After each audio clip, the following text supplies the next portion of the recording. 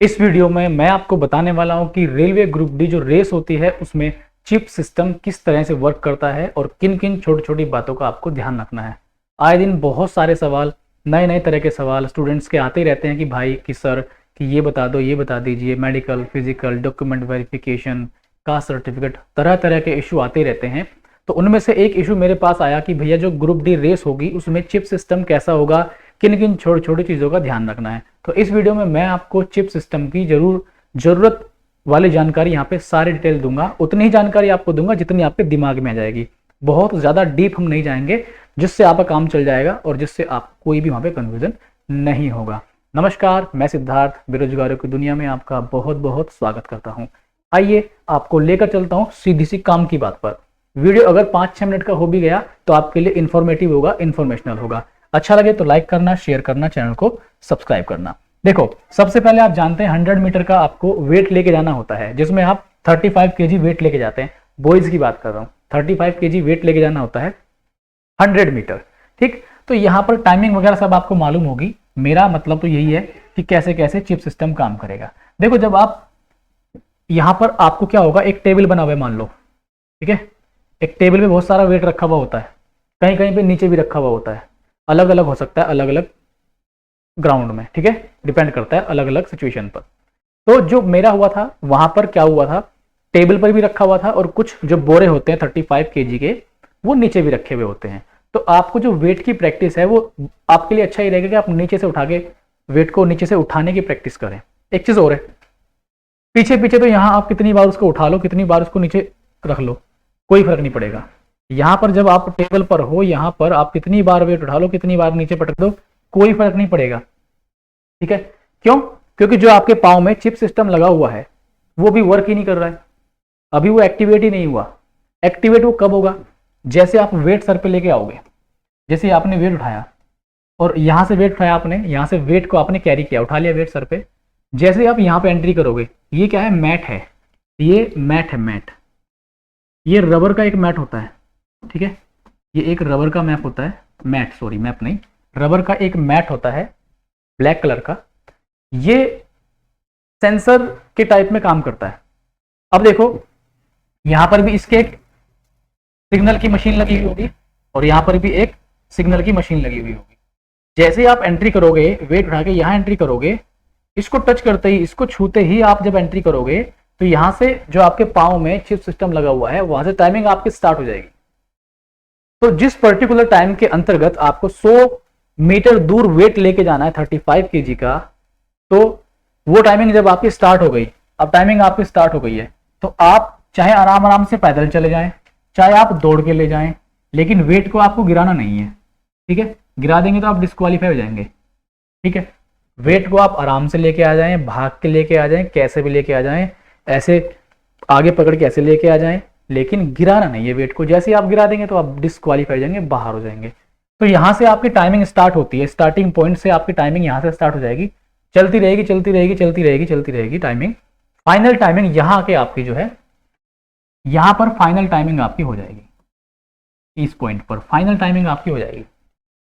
ठीक, ये पूरा का पूरा जो मैट है या जो यहाँ पे मशीनें लगाई हुई हैं, जो सेंसर लगाए हुए हैं, वो कंप्यूटर सिस्टम से जुड़े हुए होते हैं। वो सब उनकी सरदर्द है, आपका सरदर्द नहीं है, नॉलेज के लिए बता रहा हूँ।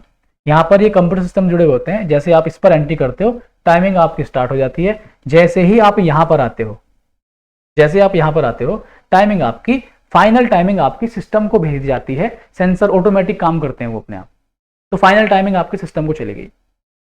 ठीक, तो ऐसे चिप आपकी ये 100 मीटर की रेस, सॉरी 100 मीटर का जो आपका वेट लेके जाना होता है, इसमें काम करता है। ठीक है, अब दूसरा ये होता है कि यहाँ पर आपका रेस वाली बात आती है, तो उसको भी देख लेते हैं कि ग्राउंड में किस किस तरह की चीजें आपके साथ हो सकती हैं, क्या क्या चीजों का आपको ध्यान रखना है। तो देखो, जनरली जो ग्राउंड होगा आपका वो सर्कुलर टाइप का होगा, वृत्ताकार के टाइप का होगा। सीधा इसलिए नहीं रखते क्योंकि सीधे में इजी होता है, टाइम जल्दी ही आप, मतलब कम समय में ही आप कर जाओगे। जब जब घुमाव आएंगे तो घुमाव पे आपको अपनी रेस स्लो करनी होती है। जब जब मोड़ आते हैं, जैसे ये देखो, ये कर्व टाइप का है, तो जैसे जैसे ये वाले घुमाव का हिस्सा आएगा, यहाँ पे आपको अपनी रेस कम करनी पड़ेगी। तो ये घुमावदार ही ट्रैक होते हैं ज्यादातर। तो इनमें जो चिप सिस्टम होता है, देखो यहाँ पे मैंने बताने की कोशिश की है, इस पार्ट को आप समझें। ये जो एक ट्रैक है, ठीक है, ये एक ट्रैक है, यहाँ पर चिप सिस्टम लगा होगा, ये चिप सिस्टम होगा यहाँ पर, ठीक है, यहाँ पर एक चिप सिस्टम होगा। अब मैं थोड़ा सा इसमें अगले पेज पे आपको लेके चलता हूँ, जैसे मैं आपको बताने की कोशिश करता हूँ, ध्यान समझना मेरी बात बहुत ध्यान से। इस तरह से ये एक ट्रैक है, ठीक है, ये ट्रैक है आपका एक, इसमें जो ये रास्ता है यहाँ पर हमने चिप सिस्टम लगा दिया, ये चिप सिस्टम लगा दिया, तो होगा क्या, सपोज दैट स्टार्टिंग पॉइंट ये है, ये क्या है, स्टार्टिंग पॉइंट है भाई आपका, ये स्टार्टिंग पॉइंट है, तो यहाँ से शुरुआत होती है, यहाँ से शुरुआत होती है, ये स्टार्टिंग पॉइंट है। अब हो सकता है आपका जो ग्राउंड है वो 250 मीटर का हो, तो आपको 4 चक्कर लगाने पड़ेंगे, ठीक है, 250 मीटर के 4 चक्कर लगाने पड़ेंगे। हो सकता है आपका जो ग्राउंड है वो 500 मीटर का हो, तो वहां पर आपको चक्कर लगाने पड़ेंगे 2000 मीटर की रेस है, ठीक। तो आप इसके पीछे कुछ भी कर लो, कोई फर्क नहीं पड़ेगा, चाहे आप लास्ट तक वेट कर लो कि सबसे बाद में रेस लगाऊंगा, कोई फर्क नहीं पड़ेगा। लेकिन जैसे ही आप इसको टच कर दोगे यहां पर, तो टाइमिंग आपकी स्टार्ट हो जाएगी, टाइमिंग आपकी स्टार्ट हो जाएगी।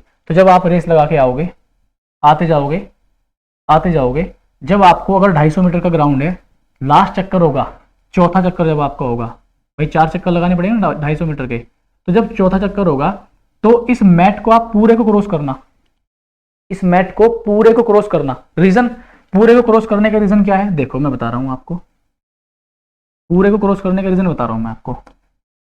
रीजन ये हो सकता है इसका, जैसे ये मैट है, ध्यान समझो, इंपॉर्टेंट सूचना दे रहा हूं मैं आपको, ये आपका मैट है, ठीक। तो ये जो मैट है आपका, और इसको मैं थोड़ा सा और अच्छे से बताने की कोशिश कर रहा हूं, यहां पर ध्यान समझना, ये इस तरह से लगा हुआ है, ठीक, इस तरह से लगा हुआ है आपके रास्ते में, और यहां से हो सकता है यहां से स्टार्टिंग पॉइंट हो, यानी कि रेस आपकी यहां से स्टार्ट हो रही हो, ध्यान देना, रेस यहां से स्टार्ट हो रही है। मैं दोबारा से बताता हूं, यहां पर ये स्टार्टिंग पॉइंट हो, यहां पर स्टार्टिंग पॉइंट होगा, ऐसे जाओगे आप लोग, एक चक्कर लगा के वापस आ रहे हो आप, तो क्या यहाँ पे रेस कंप्लीट हो जाएगी, नहीं, वापस से यहाँ पे आना पड़ेगा ना, यहाँ पे रेस कंप्लीट होगी। फिर जैसे दूसरा चक्कर आप लगाओगे, फिर से आप घूम के यहाँ पर ऐसे आओगे, फिर से आपकी रेस कहाँ पर कंप्लीट होगी, यहाँ पे नहीं, यहाँ पे एक चक्कर होगा आपका। तो ये जो पॉइंट है मैं आपको क्या बता रहा हूँ, बार बार मेरी बात को ध्यान सुने, बहुत इंपॉर्टेंट बात है। अगर ये स्टार्टिंग पॉइंट है तो एंडिंग पॉइंट भी यही होगा, जहाँ से स्टार्ट किए तो वहीं पे खत्म करनी है रेस आपको, ठीक। ऐसा ना हो कि आप क्या सोचें, अरे ठीक है मैट पे पहुंच गया और यहाँ पे आके यहाँ पर रुक जाएं। सपोज दैट कोई व्यक्ति 4:11 पे यहाँ पे आके रुक गया, या 4, उसको तो टाइमिंग तो खैर पता नहीं होगी, बट फिर भी मैं आपको एग्जांपल ले लेता हूँ। जैसे मान लीजिए 4:12 पर आप यहाँ तक पहुंच गए, 4:12 पे यहाँ तक पहुंच गए और आपको लगा रेस तो हो गई कंप्लीट। अब यहाँ पे आते आप रुक गए और फिर आप ठुमक के यहाँ तक जा रहे हैं आराम से चल के, क्योंकि आपको तो लगा रेस कंप्लीट हो गई, लेकिन यहाँ तक आते आते क्या हो गया, 4:15 से ऊपर पहुंच गई टाइमिंग आपकी। तो क्या होगा, आप एक छोटी सी अनदेखी की वजह से आप रेस से बाहर हो जाएंगे, डिस्क्वालीफाई कर दी जाएंगे। तो आप क्या ध्यान रखें कि यहाँ से रेस स्टार्ट होगी तो आपको यहीं पे आके खत्म करना है। अब कहीं कहीं पे यहाँ से भी हो सकती है, स्टार्टिंग पॉइंट ये भी हो सकता है, तो आप क्या करें, ये हो चाहे ये हो, आप इसको वापस से पूरा पार करें, इसको चौथे पॉइंट में, चौथे राउंड में इसको पूरा पार करें, या दूसरे राउंड में इसको पूरा पार करें।